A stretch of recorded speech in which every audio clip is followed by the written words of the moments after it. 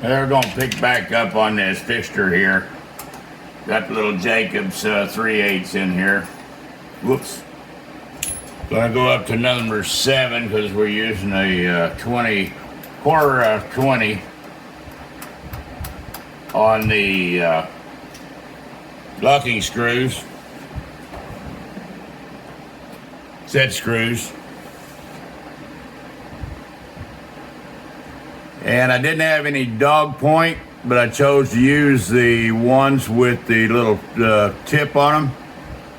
And I've already fit the bar in here and come down to where they will, these are not anything except to help just align.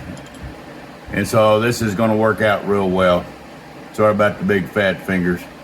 But as we continue, you'll kind of get an idea towards we get to the end. And these set screws, and then we'll come back in after I drill these out to number 7 and then tap, but I'm gonna come back in and I'm gonna mill down around almost to a ½ inch.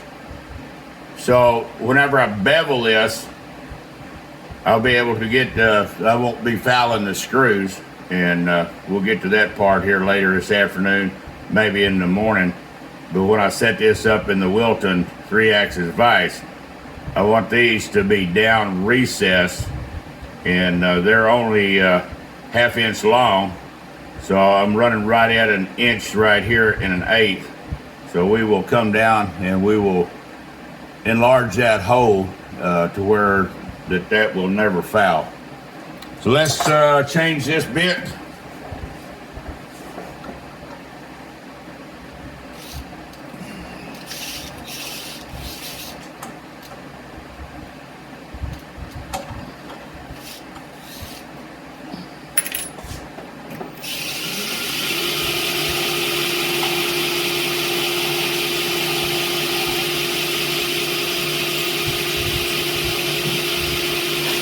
All the way through,